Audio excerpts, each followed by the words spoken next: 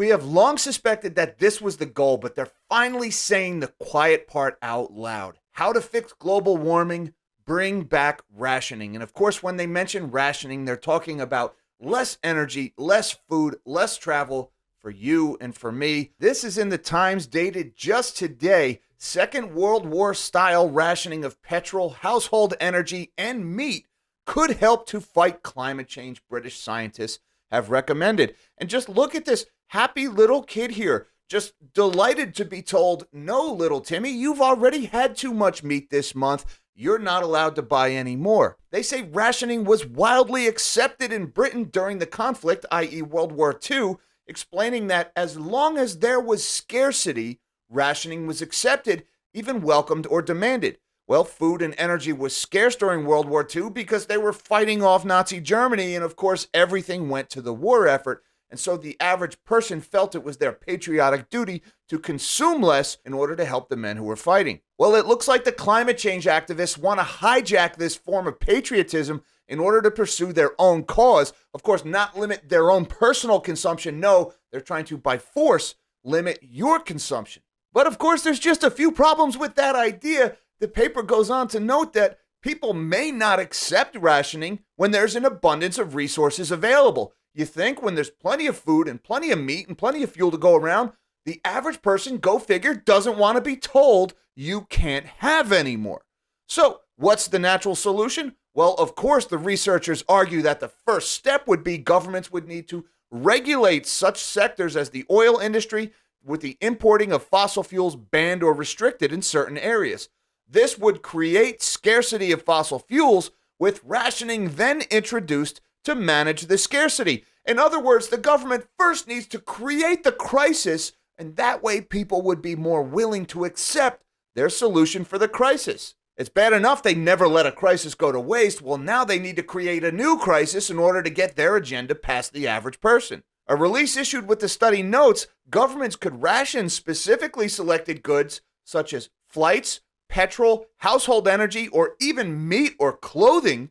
And the paper adds governments could limit the number of long-haul flights an individual could make in a year, or they could limit the amount of petrol one can buy in a month. Oh, here's an idea. Instead of limiting the long-haul flights of the average person, maybe we could limit the use of private jets to go to Davos, Switzerland once a year, where they all get together and talk about how to impose limits on travel for you and I.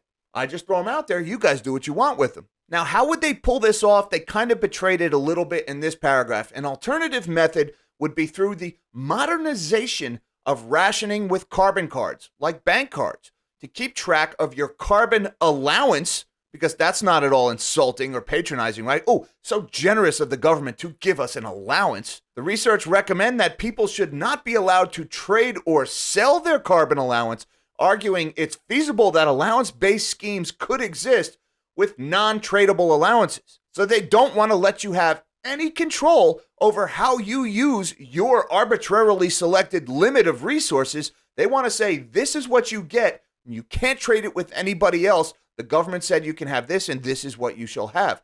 But how on earth would they ever accomplish such draconian controls? Well, as it turns out, they already have the solution in mind for this problem, and that is the central bank digital currency, programmable money. It's something that the globalists over at the FEW backwards have been talking about for years. They want to program the money so that can only be used for what they decide you're allowed to have. And wouldn't you know it, the good folks over at the Bank of England are way ahead of us. This is in Bloomberg, dated February 6th. The UK steps up planning for the digital pound currency backed by the Bank of England. The Bank of England and the UK Treasury stepped up work on creating a digital currency to sit alongside physical banknotes, that is until they get rid of them, and sought to allay concerns that the work could threaten the stability of banks.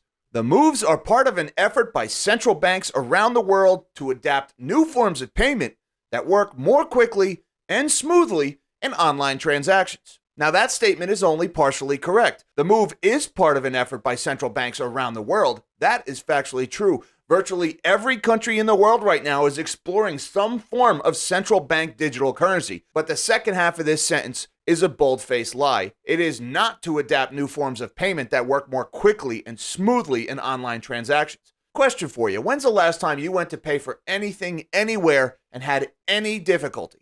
Whether at a restaurant, at a hotel, buying something online, heck, even at a yard sale. Have you ever really, in the last couple of years, had any trouble paying for anything? Well, unless you attended a truckers' protest in Canada in 2021, the answer is almost certainly no. Nobody has any trouble paying for anything anymore because payments are super easy. Well, if payments are already incredibly easy and nobody has any trouble paying for anything, provided they have enough money, then what in the world do they really want to use CBDCs for? Well, you don't have to take my word for it, folks. Take it directly from the horse's mouth. This is Minneapolis Fed President Neil Kashkari, and check out what he had to say about central bank digital currencies and what he thinks they might be used for.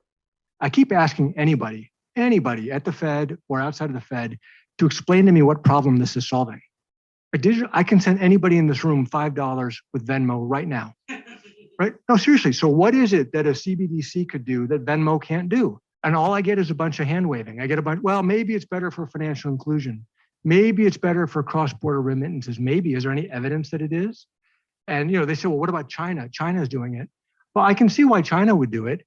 If they want to monitor every one of your transactions, you could do that with the central bank digital currency. You can't do that with Venmo. If you want to impose negative interest rates, you could do that with the central bank digital currency. You can't do that with Venmo.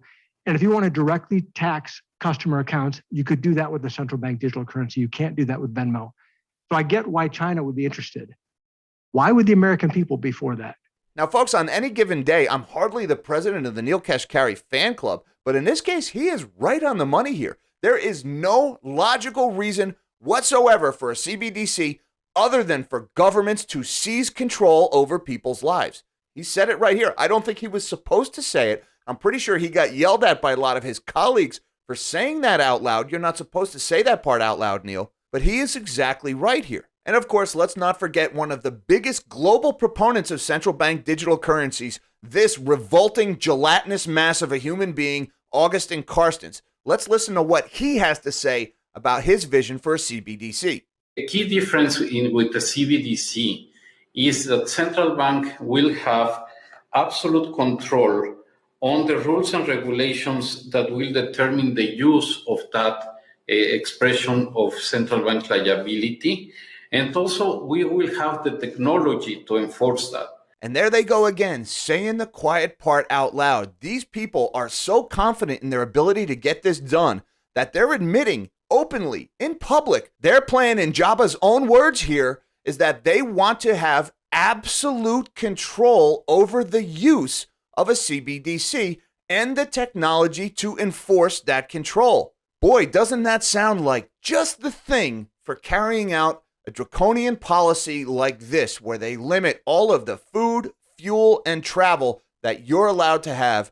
And of course, as soon as anything like this gets implemented, the first thing they start doing is dishing out all the exemptions and exceptions to all their buddies in their private jets to make sure they can still fly around the world, experience anything they want to do, vacation anywhere with them and their buddies, and of course, go to Davos, all to talk about how we need to use less. These people have now become so confident in their ability to seize absolute control over the minute details of your life that they're now saying publicly that they want to ration how much food, how much fuel, how much travel, even clothes you're allowed to have. That they want to give the central banks absolute control over what money is used for, and of course have the technology to enforce this by switching off your money when they deem you've had enough. So what can you do about this? Well, there's a couple of things. Number one, resist this man and all of his plans for the world with every fiber of your being.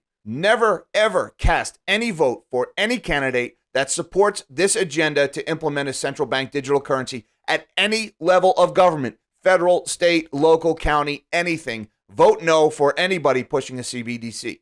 Number two, you can protect your wealth by owning physical precious metals or Bitcoin to take your money outside of their financial system and be your own bank. And of course, you can stockpile resources or develop a skill set that you can use to barter. That way you can continue to transact for things like food and fuel even after these guys have switched off your money and tried to tell you you can't have any more.